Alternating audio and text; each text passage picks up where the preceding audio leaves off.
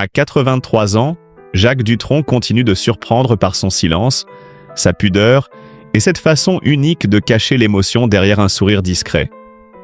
Mais aux côtés de Sylvie Duval, un moment intime aurait pris une couleur toute particulière.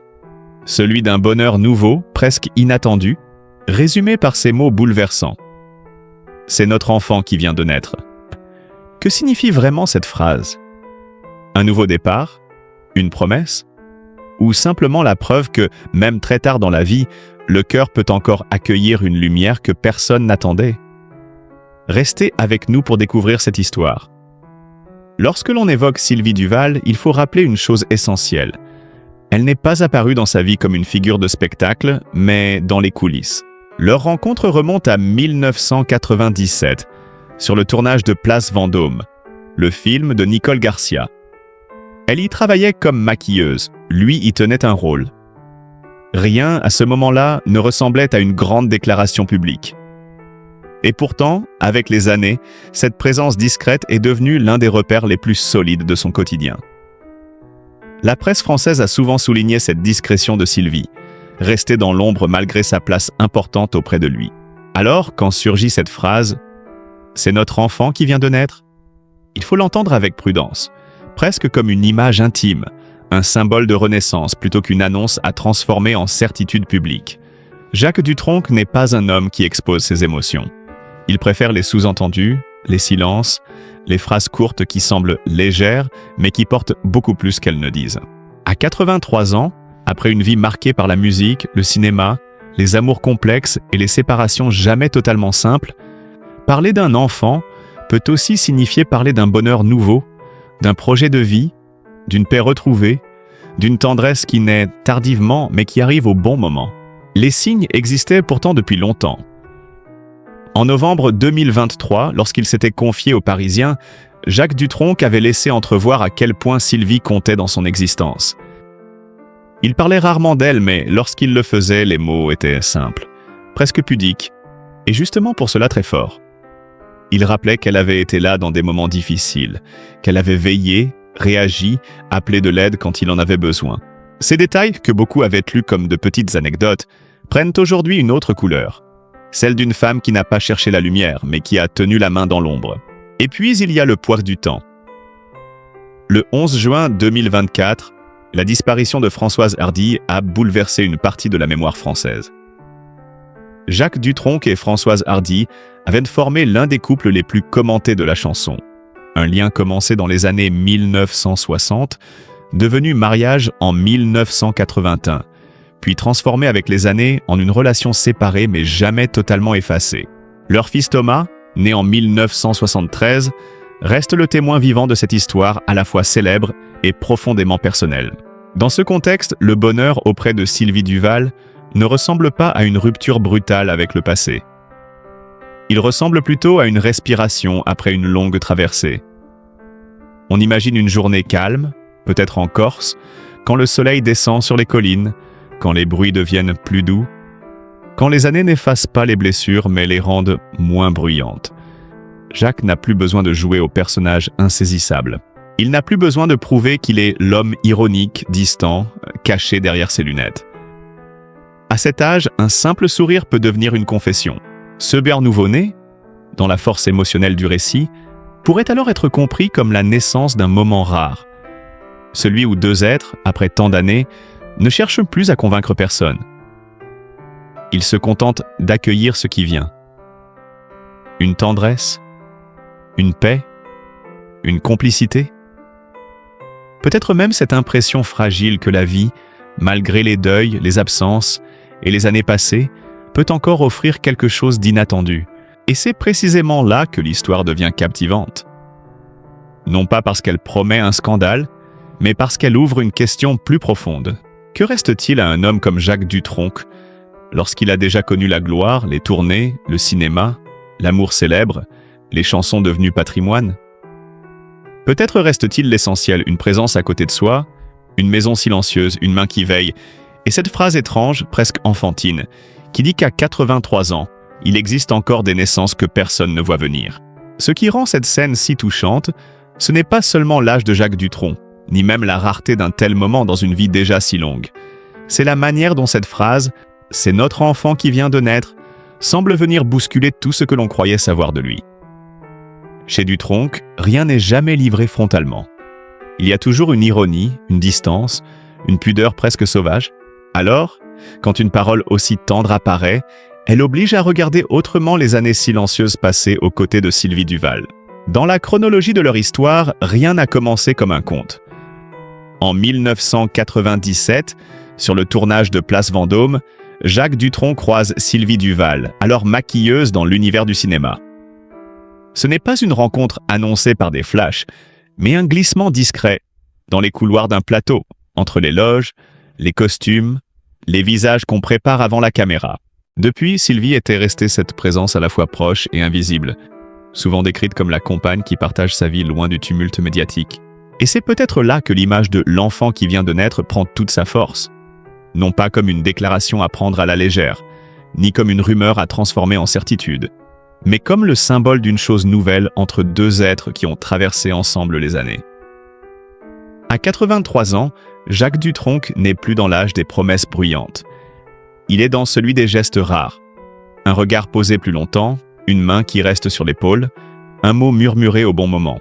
Ce bonheur, on peut l'imaginer dans un lieu qui lui ressemble. La Corse, Monticello, cette maison liée depuis longtemps à son histoire personnelle. Là-bas, le temps ne passe pas comme à Paris. Les matinées ont l'odeur du maquis, les volets s'ouvrent sur une lumière plus blanche, et le silence donne aux petites scènes de la vie quotidienne une intensité presque cinématographique. On comprend mieux pourquoi Jacques Dutronc, qui a tant connu la scène, les studios et les interviews, a souvent préféré se retirer dans cet espace plus secret. D'après plusieurs récits médiatiques, la maison de Monticello occupe une place particulière dans son histoire familiale et intime. Les signes, en réalité, étaient déjà là. En novembre 2023, au moment de la sortie de ses mémoires. Et moi,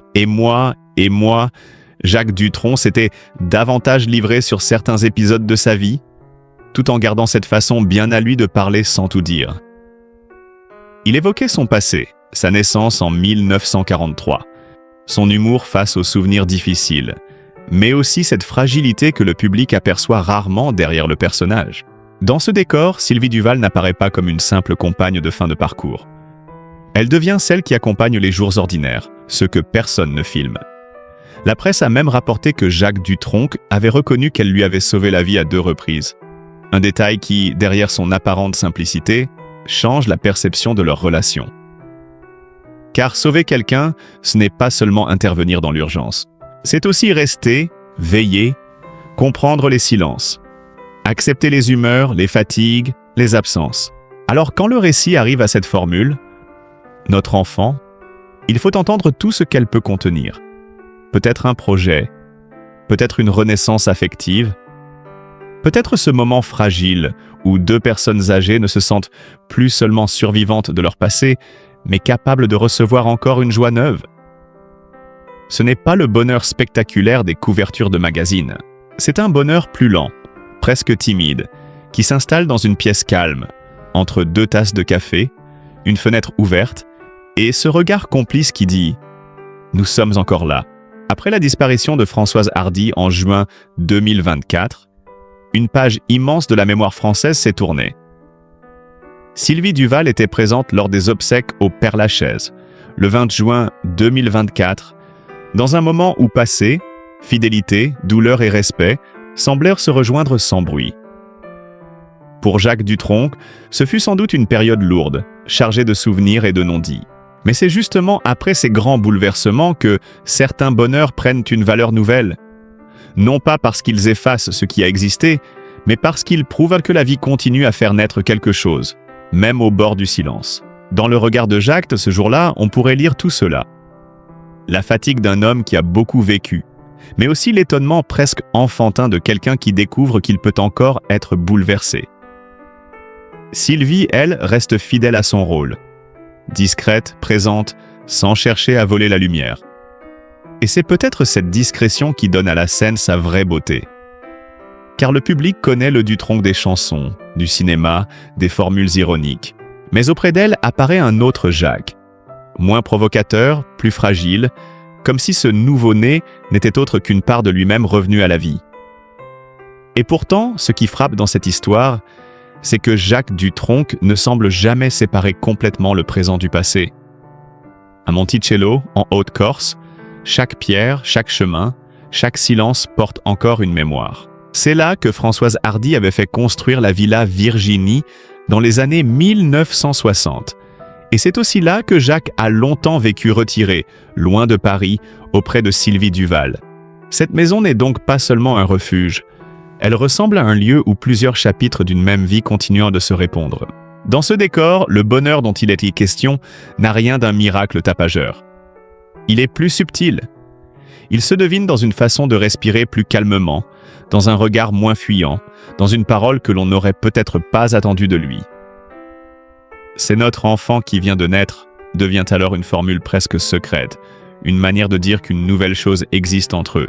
Non pas forcément un événement que l'on affiche, mais une naissance intérieure, celle d'une paix, d'une complicité, d'un lien qui a survécu aux années sans réclamer de projecteur. Il faut se souvenir que Jacques Dutronc est né à Paris le 28 avril 1943, en pleine période troublée, et que toute sa trajectoire publique s'est construite sur un mélange rare d'élégance, d'ironie et de retrait. Le chanteur de « Et moi, et moi, et moi », l'acteur de cinéma, l'homme aux lunettes sombres, a toujours semblé glisser entre les questions plutôt que d'y répondre frontalement. Cette distance, autrefois perçue comme une posture, apparaît aujourd'hui comme une forme de protection. C'est pourquoi la présence de Sylvie Duval prend une autre dimension. Elle n'a pas seulement accompagné un artiste célèbre, elle a accompagné un homme dans ses jours ordinaires. Leur histoire, née en 1997 sur le tournage de Place Vendôme, s'est installée dans la durée sans chercher à devenir un spectacle. Elle était maquilleuse, lui comédien sur le plateau du film de Nicole Garcia. Des années plus tard, ce détail paraît presque prémonitoire. Sylvie travaillait sur les visages, mais c'est peut-être derrière le visage public de Jacques qu'elle a fini par trouver sa vraie place. Les signes que l'on remarque aujourd'hui existaient déjà, mais ils étaient dispersés. Une phrase prononcée en interview, une absence d'excès dans les apparitions, une fidélité discrète dans les moments sensibles. En novembre 2023, au moment où Jacques Dutronc évoquait ses mémoires. Et moi, et moi, et moi, la presse rapportait cette confidence forte. Sylvie lui aurait sauvé la vie à 2 reprises. Chez un homme aussi peu démonstratif, une telle reconnaissance n'est pas banale. Elle ne ressemble pas à une déclaration romantique classique, mais elle en dit peut-être davantage qu'un long discours. Alors, dans notre récit, ce « nouveau-né » devient le nom donné à ce qui renaît après les grandes secousses. Après les deuils, après la fatigue, après les années de silence, il peut encore y avoir une émotion neuve. Une émotion qui n'a pas besoin d'être expliquée entièrement pour être ressentie. Le public, habitué à voir Jacques Dutronc comme un homme insaisissable, découvre ici une faille plus douce. Celle d'un homme âgé qui, malgré tout ce qu'il a connu, peut encore être surpris par le bonheur. Et cette surprise a d'autant plus de force qu'elle arrive après une période chargée. Le 20 juin 2024, au Père-Lachaise, à Paris, les proches de Françoise Hardy se sont réunis pour lui rendre un dernier hommage, 9 jours après l'annonce de sa disparition. Dans ce moment, Jacques Dutronc était ramené à une histoire ancienne, immense, connue de toute la France mais profondément personnelle. C'est peut-être là que Sylvie Duval apparaît non pas comme celle qui remplace, mais comme celle qui reste. Elle n'efface rien. Elle ne revendique rien. Elle accompagne. Et parfois, accompagner quelqu'un à cet âge, c'est accepter de marcher à côté d'une mémoire qui ne disparaît jamais complètement. Le bonheur dont parle cette scène n'est donc pas simple ni naïf. Il est fait de couches successives. L'amour d'hier, la fidélité d'aujourd'hui, la solitude apprivoisée et cette impression rare qu'une lumière peut encore entrer dans une maison déjà pleine de souvenirs. Dans la cuisine, sur une terrasse ou dans un salon ouvert sur la lumière corse, on peut imaginer Jacques prononcer cette phrase avec ce mélange de malice et de pudeur qui le caractérise. Sylvie, elle, aurait peut-être répondu par un sourire plutôt que par de grands mots, car dans leur histoire, tout semble se jouer ainsi. Peu de phrases, beaucoup de présence. Et c'est précisément cette retenue qui donne au moment son intensité. Le « nouveau-né » n'est pas seulement une image de bonheur, C'est aussi une preuve que même quand la vie semble avoir déjà tout raconté, elle garde parfois une page blanche, prête à être écrite à deux. Pour comprendre l'émotion tardive de Jacques Dutronc auprès de Sylvie Duval, il faut revenir à l'autre naissance de sa vie. Celle de l'artiste Dutronc surgit presque par accident au milieu des années 1960. Avant d'être ce visage devenu familier, avant les lunettes sombres, l'ironie froide et les refrains que plusieurs générations connaissent encore, Jacques n'était pas encore destiné à tenir le premier rôle. Chez Vogue, à Paris, il travaillait dans l'ombre, proche des studios, des maquettes, des guitares et des décisions prises parfois en quelques minutes. C'est là que le destin a commencé à changer de direction. En 1966, tout bascule avec « Et moi, et moi, et moi ». Le titre, écrit par Jacques Lanzmann et composé par Jacques Dutronc, est enregistré au studio Vogue de Paris et devient le premier grand signal public de son arrivée. À l'origine, ce morceau n'était même pas forcément pensé pour faire de lui une vedette. Plusieurs récits de sa carrière rappellent qu'il s'est imposé presque parce que sa voix, son détachement et sa manière de dire les mots convenaient mieux que prévu à cette chanson acide. Ce détail est essentiel. Jacques Dutronc ne devient pas célèbre en forçant la porte. Il entre par un décalage. Là où d'autres chanteurs cherchèrent l'émotion directe, lui arrive avec une voix presque parlée, un sourire en coin, une façon de regarder le monde comme s'il n'y croyait qu'à moitié. Dans la France de 1966, encore marquée par les yéyés, mais déjà traversée par de nouvelles envies de liberté, ce ton tranche immédiatement. Et moi se classe parmi les grands succès de l'année, atteignant notamment la 6e place dans les classements IFOP de 1966. Mais le vrai signe que quelque chose d'inattendu vient de se produire, c'est la vitesse avec laquelle tout s'enchaîne. La même année sort son premier album, souvent associé à ses premiers 45 tours, où l'on retrouve plusieurs titres devenus emblématiques. Les Playboys, les Cactus, On nous cache tout, On nous dit rien, La fille du Père Noël. En quelques mois, Dutronc n'est plus seulement un nom dans les couloirs de Vogue. Il devient une silhouette reconnaissable. Un ton, presque une attitude française à lui seul. À la télévision, l'effet est encore plus visible. Quand il apparaît avec sa guitare, son costume bien coupé et son air faussement indifférent, il donne l'impression de ne pas courir après la célébrité. Et c'est précisément cela qui attire le public. Les archives montrent ce Dutronc jeune, déjà magnétique, chantant en direct comme s'il observait la scène de l'extérieur. En 1967, son interprétation de Les Cactus à la télévision confirme cette image. Celle d'un chanteur qui ne ressemble pas tout à fait aux autres, ni chanteur romantique classique, ni rocker totalement anglais, mais quelque chose d'entre les deux. Derrière ce succès, il y avait pourtant des signes que l'on comprend mieux aujourd'hui. Jacques Dutronc possédait déjà cette capacité rare à transformer la distance en charme. Son humour n'était pas seulement une arme de scène, c'était aussi une manière de ne pas trop se livrer. Dans les Playboys, immense succès de 1966, il moque les séducteurs avec une élégance narquoise. Là encore, il ne chante pas seulement une chanson, il installe un personnage. Nostalgie rappelle que ce titre a connu un succès encore plus fort que « Et moi, et moi, et moi », figurant en tête de nombreux classements de l'époque. Ce qui frappe avec le recul, c'est que la célébrité de Jacques Dutronc est née d'un paradoxe. Plus il paraissait détaché, plus le public voulait le regarder. Plus il semblait se moquer du jeu médiatique, plus les caméras revenaient vers lui. Paris, les studios Vogue, les plateaux de télévision, les magazines de jeunesse. Tout ce monde a soudain adopté ce jeune homme né le 28 avril 1943 à Paris, qui semblait porter en lui une ironie plus âgée que son âge. Et peut-être que cette période de triomphe éclaire, par contraste, la scène intime évoquée plus tard auprès de Sylvie Duval. L'homme qui avait conquis la France en gardant ses distances a fini par trouver, bien des décennies après, une autre forme de reconnaissance. Non plus celle d'un public qui applaudit, mais celle d'une présence qui reste. Dans les années 1960, son nouveau-né s'appelait une carrière. En quelques mois, il avait vu naître un personnage, une voix, une légende populaire. Et cette naissance-là, violente, rapide, presque insolente, allait marquer toute la suite de son existence. Mais avant la Dutronc mania, avant les transistors de 1966 et les plateaux de télévision, il y a un enfant parisien né dans une époque inquiète. Jacques Dutronc voit le jour le 28 avril 1943 à Paris, en pleine Seconde Guerre mondiale. Ce détail n'est pas seulement une date dans une biographie, c'est une atmosphère. La ville vit encore sous l'occupation. Les familles avancent avec prudence.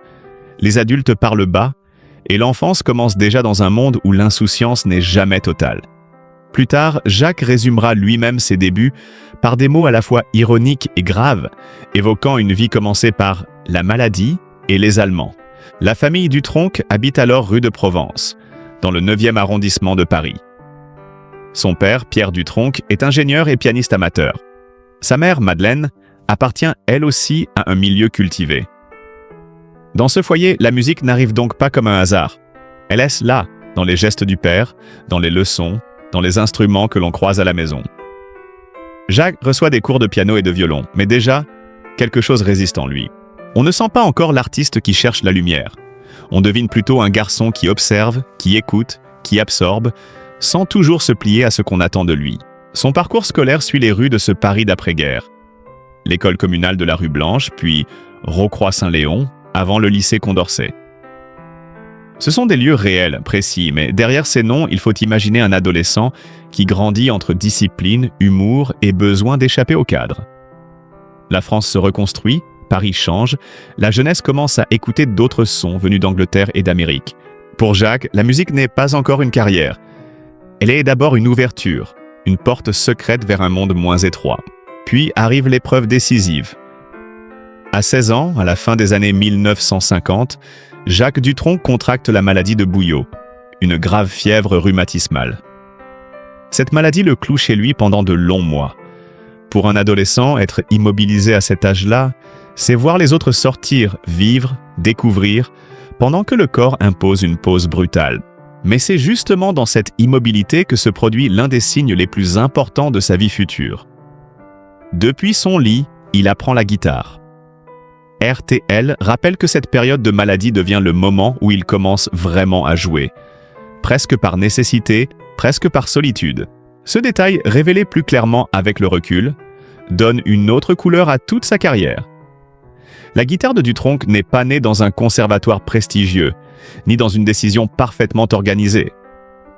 Elle naît dans une chambre, pendant une maladie, avec le temps long d'un garçon obligé de rester immobile. Là où certains auraient seulement gardé le souvenir d'une année perdue, lui transforme l'attente en apprentissage. Sans grand discours, sans héroïsme affiché, il se fabrique une issue. C'est peut-être là que se trouve la racine de son style. Cette façon d'avoir l'air détaché, alors que tout s'est construit sur une fragilité ancienne. Le jeune Jacques comprend tôt que l'on peut rire sans être léger, provoquer sans être sûr de soi, cacher une inquiétude derrière une formule brillante. Plus tard, ses lunettes noires, son ironie et son air de ne jamais être impressionné deviendront une signature. Mais avant d'être une image publique, cette distance ressemble déjà à une protection d'enfant. À partir de 1958, il fréquente le Golf Drouot, lieu mythique du rock parisien, où se croisent de futurs noms importants de la scène française. Pour lui, ce n'est pas encore la gloire, c'est une école parallèle. Là, il voit d'autres jeunes rêver de scènes, de guitares électriques, de chansons nouvelles. Il comprend que la musique peut sortir des salons familiaux et devenir un langage de génération. Ainsi, quand Jacques Dutronc deviendra célèbre quelques années plus tard, le public verra surtout l'élégance insolente, le chanteur narquois, l'homme qui semble se moquer de tout.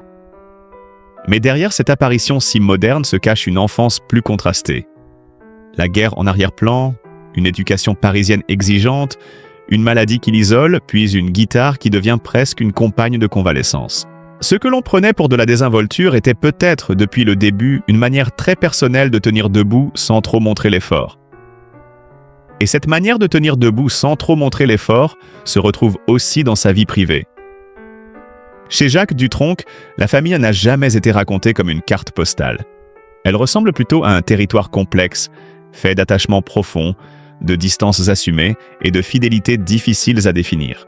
Ses parents, Pierre et Madeleine Dutronc, appartenaient à un Paris cultivé, discret, où la musique occupait déjà une place importante. Son père, ingénieur mais aussi pianiste amateur, lui transmet très tôt une proximité avec les instruments, même si Jacques, lui, transformera cet héritage en quelque chose de plus libre, de plus électrique, presque insolent. Si cette histoire de Jacques Dutronc vous touche, ce n'est peut-être pas seulement parce qu'elle parle d'un grand artiste français, c'est parce qu'elle nous rappelle quelque chose de très humain. Derrière les lunettes noires, derrière l'ironie, derrière les chansons que l'on connaît par cœur, il y a un homme qui a traversé le temps, les silences, les séparations, les deuils, les souvenirs et les fragilités de l'âge. À 83 ans, Jacques Dutronc n'a plus rien à prouver. Il a connu la gloire, les scènes, les plateaux, les regards du public. Mais ce qui émeut aujourd'hui, c'est peut-être cette part plus discrète de lui. Celle d'un homme qui cherche encore un peu de paix, un peu de tendresse, un peu de lumière dans les gestes simples du quotidien. Et auprès de Sylvie Duval, cette présence fidèle et silencieuse, on découvre une autre image de lui, moins provocante, plus fragile, plus profondément humaine. Alors, avant de juger, avant de réduire une vie à quelques titres ou à quelques rumeurs, essayons de regarder Jacques Dutronc avec bienveillance. Chaque être humain porte ses contradictions, ses blessures, ses choix difficiles. Et parfois, le plus beau cadeau que le public puisse offrir à un artiste qui a accompagné plusieurs générations, c'est simplement de le comprendre avec douceur. Si cette vidéo vous a touché, dites-nous en commentaire ce que Jacques Dutronc représente pour vous. Une chanson? Un souvenir? Une époque? Un sourire? N'oubliez pas de laisser un like pour soutenir la chaîne, de partager cette vidéo avec ceux qui aiment les grandes histoires humaines, et de vous abonner pour continuer à découvrir ensemble des récits profonds, respectueux et remplis d'émotions. Merci d'être là avec votre cœur et votre écoute.